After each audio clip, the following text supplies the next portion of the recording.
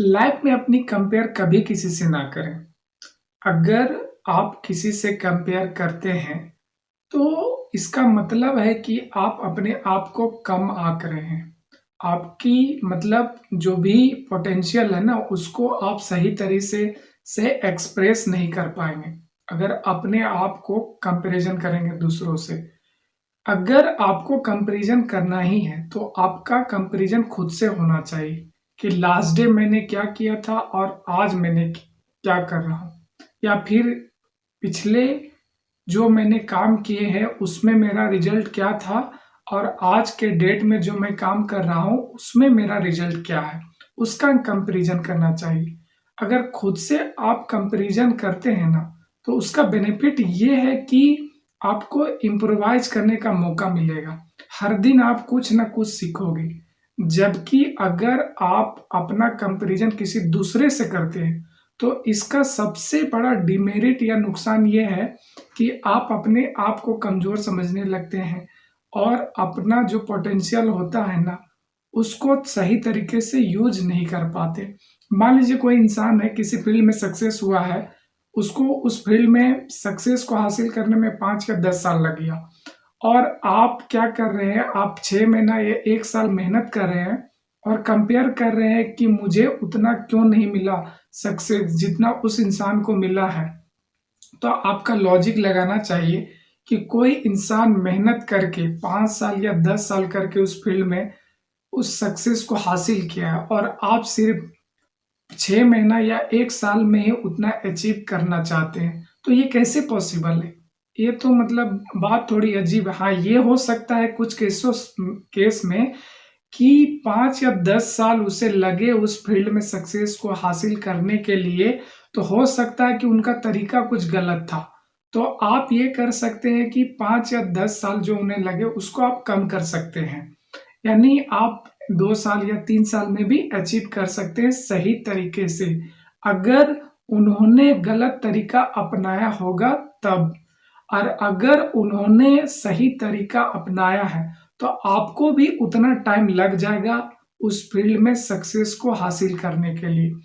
अब कोई भी चीज़ को अचीव करने के लिए आपको तो मेहनत करना पड़ेगा, शॉर्टकट कोई भी चीज़ में है नहीं। अगर कोई इंसान किसी अच्छे पोज़ीशन या उसको सक्सेस मिली या सफलता मिली है, तो कहीं न कहीं वो मेहनत किया है और उस जगह में पहुँचने के लिए काफ़ी टाइम दिया हुआ है, तभी जाके वो वहाँ पहुँचा हुआ है।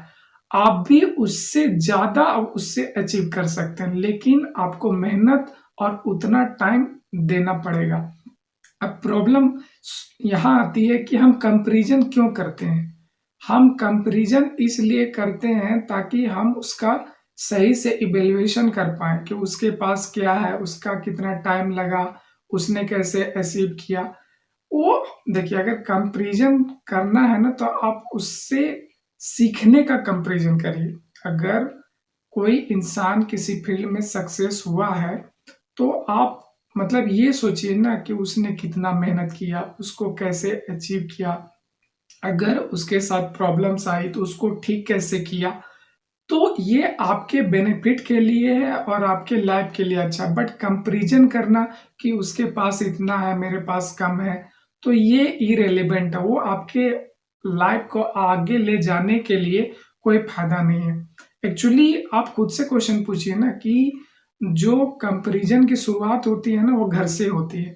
क्योंकि पेरेंट्स के द्वारा भी हम लोग सीखते हैं, जो हमारे माँ-बाप होते हैं, वो बचपन से ही अपब्रिंगिंग जब हमारी होती है, तो कंपैरिज़न होने लगता है कि उसका लड़का या लड़की पढ़ने में तेज़ है, तुम नहीं है, या फिर उसका लड़का या लड़की, उसने ये अभी तक ये अचीव कर लिया, तुमने नहीं किया।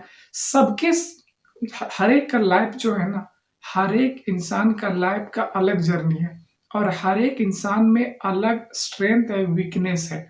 तो कभी कंपैरिज़न ना करें, हमेशा सीखने का प्रयास करें, इम्प्रोवाइज़ करने का प्रयास करें। आप इस चीज़ को अगर लाइफ़ में आप फ़ॉलो करोगे, तो डेफ़िनेटली आप लाइफ़ में इतना अचीव कर सकोगे ना, किसी भी फ़ील्ड में सक्सेस या फिर जो भी आप बोलते हैं मनी, नाम, शोहरत, उससे भी कहीं ज़्यादा। लेकिन उसके लिए आपको कभी भी कंपैरिजन नहीं करना। आप लोगों से सीखिए बट कंपैरिजन कभी ना कीजिए। कंपैरिजन करना है तो खुद से कीजिए, इम्प्रोवाइज कीजिए और जो भी अपने लाइफ में बड़े सपने देखे हैं उसको कड़ी मेहनत के साथ अचीव करके उसको हासिल कीजिए। Thank you so much.